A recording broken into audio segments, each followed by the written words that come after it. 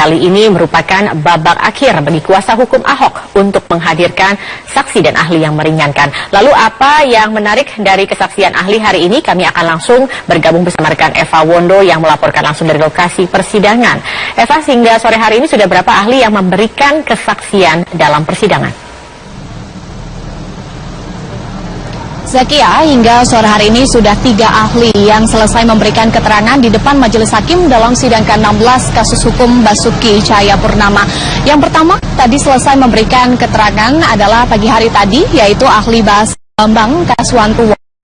Dilanjutkan dengan keterangan dari Risa Permanadewi yang merupakan ahli psikologi sosial, dan sekitar setengah jam yang lalu ini baru selesai keterangan yang disampaikan oleh Hamka Haq yang merupakan ahli agama Islam. Mengutip beberapa poin menarik yang disampaikan oleh para ahli yang dihadirkan oleh kuasa hukum Ahok sejak pagi hingga sore hari ini, Zakia. Yang pertama, ini ahli bahasa Bambang Kaswantowo menyatakan bahwa konteks pembicaraan Ahok dalam pidatonya di Kepulauan Seribu pada September tahun lalu ini adalah konteksnya soal budidaya ikan, terkait dengan kalimat dibohongi pakai Al-Maidah yang muncul satu kali. Ini hanya merupakan anak kalimat saja dan bukan merupakan fokus dari isi pembicaraan dalam pidato. Berdasarkan keahliannya sebagai ahli bahasa, Bambang juga menyatakan bahwa penyebutan Al-Maidah ini bersumber dari kekhawatiran terkait dengan program peningkatan ekonomi melalui program budidaya ikan tidak berlanjut.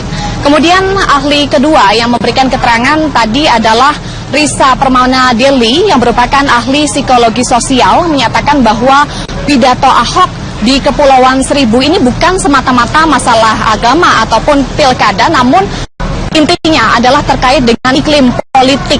Dan tadi Risa juga menyatakan bahwa apa yang disampaikan Ahok berulang kali ia merujuk terkait dengan surat Al-Maidah ini didasarkan bahwa ada sikap antisipasi dari Ahok atau mekanisme bertahan terhadap politisasi Al-Maidah, karena ia pernah mengalami politisasi Al-Maidah dalam pemilihan kepala daerah di Bangka Belitung beberapa tahun yang lalu.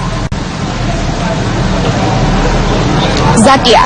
Iya, Eva, kemudian untuk keterangan ahli agama yaitu Hamka Haq, apa yang disinggung dalam keterangannya yang baru saja usai memberikan kesaksian di dalam persidangan ini? Zakia, ada beberapa poin menarik yang disampaikan oleh ahli agama Islam Hamka Haq dalam keterangannya di depan majelis hakim beberapa saat yang lalu. Hamka Haq menyatakan bahwa apa yang disampaikan Ahok ini tidak termasuk unsur penodaan agama. Ia pun mencontohkan dengan analogi hukum potong tangan di Indonesia yang bukan termasuk hukum positif. Ia pun menyatakan bahwa di Indonesia ini tidak ada larangan umat muslim memilih pemimpin non-muslim, karena di Undang-Undang Pilkada tidak ada aturan tersebut, dan Indonesia ini tidak memakai hukum syariat atau hukum yang berdasarkan agama tertentu. Selengkapnya berikut adalah keterangan yang disampaikan oleh Hamka Haq, ahli agama Islam, usai ia memberikan keterangan di depan majelis hakim beberapa waktu yang lalu. Ini bukan penistaan agama, karena pernyataan ini hanya ingin menunjukkan bahwa yang berlaku di sini bukan ayat potong tangan, melainkan yang berlaku adalah KUHP tentang pencuri, yaitu penjara. Analoginya sama dengan Al-Maidah 51. Berkaitan dengan pilkada, tidak ada dalam undang-undang pilkada yang berbunyi pilkada itu sah jika dilaksanakan menurut syariat agama masing-masing. Karena itu, ayat atau syariat tentang pemilihan tidak diberlakukan dalam undang-undang pilkada.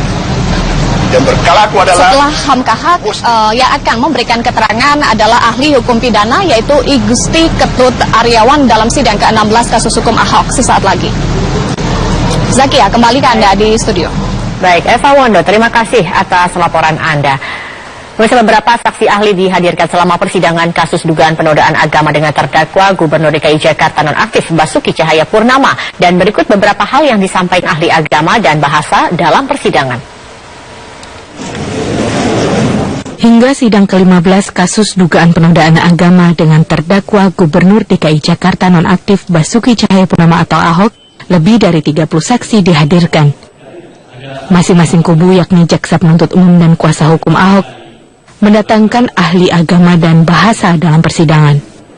Ahli kajian bahasa Indonesia dari Universitas Mataram Mahyuni dihadirkan oleh Jaksa Penuntut Umum pada sidang ke-10. Ia menyatakan pidato Ahok harus dilihat konteksnya pada saat disampaikan. Kata-kata Al-Maidah tidak dapat berdiri sendiri dan harus disandingkan dengan kalimat pembuka pidato. Dari segi konteks tentu akan dilihat konteks situasi ya, atmosfer di mana itu dikatakan. Tetapi pilihan kata menjadi fokus kami, karena itu memang ilmu saya. Jadi critical discourse analysis itu fokus kepada pilihan kata, yang tentu pilihan kata itu akan dikaitkan dengan situasi sosial, situasi lingkungan di mana itu dikatakan. Hal senada disampaikan oleh ahli bahasa Rahayu Sutiarti dari Universitas Indonesia yang dihadirkan oleh kuasa hukum Ahok.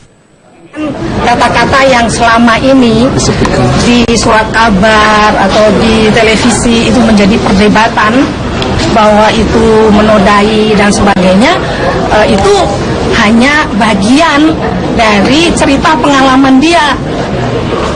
Jadi itu juga berdasarkan fakta bahwa itu pernah terjadi. Jadi dia tidak ada maksud mau menodai atau menjelekkan.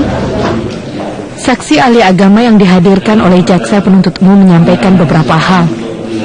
Profesor Dr. Muhammad Amin Suma menyatakan bahwa hukum positif di Indonesia tidak bertentangan dengan yang ada di Al-Quran, sehingga apa yang diatur dalam hukum positif harus dihormati dan wajib diikuti, termasuk perihal mencari pemimpin.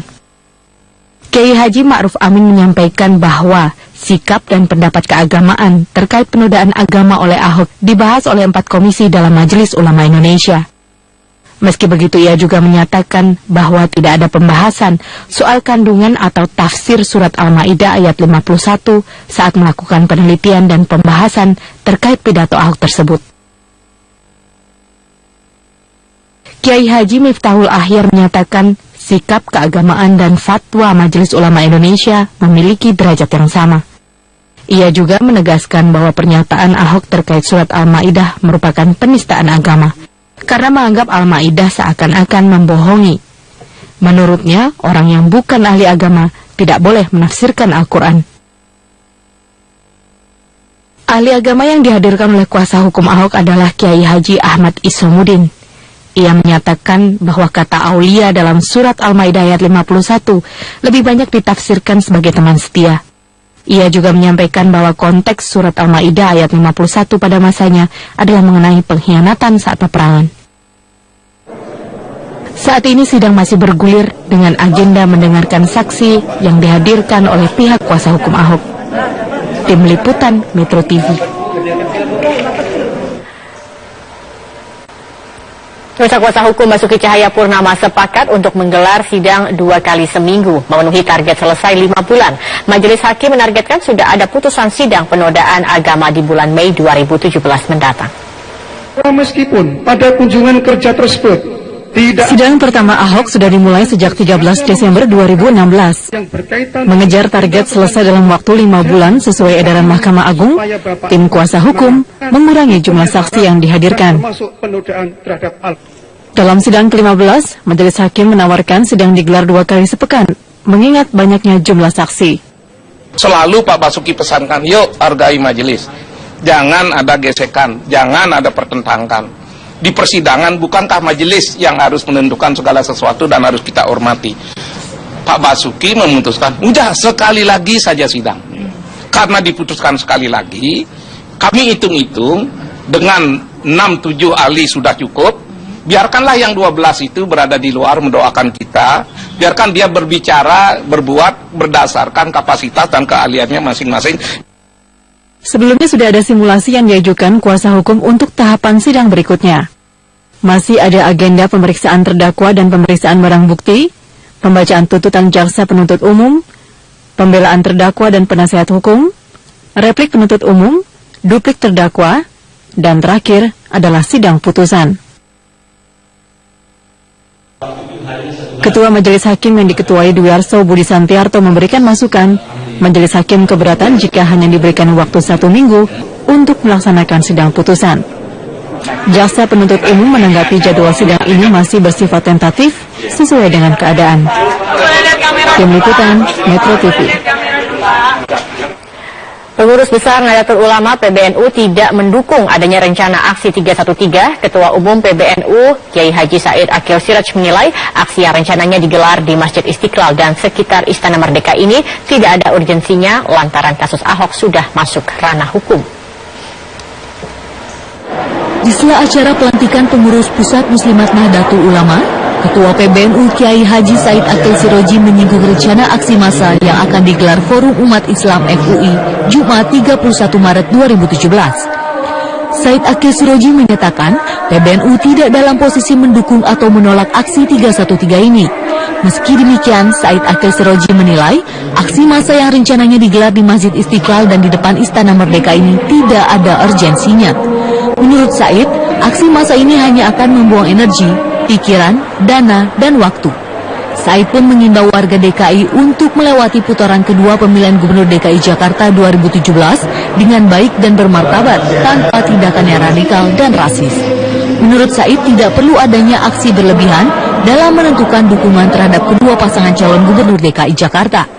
Sementara itu, pihak kepolisian daerah Metro Jaya belum menerima surat pemberitahuan dari penggagas aksi 313 ini. Meski demikian, Polda Metro Jaya tetap mempersiapkan skenario pengamanan jika aksi benar-benar digelar. Tim Liputan Metro TV. Ke informasi lain, pemirsa.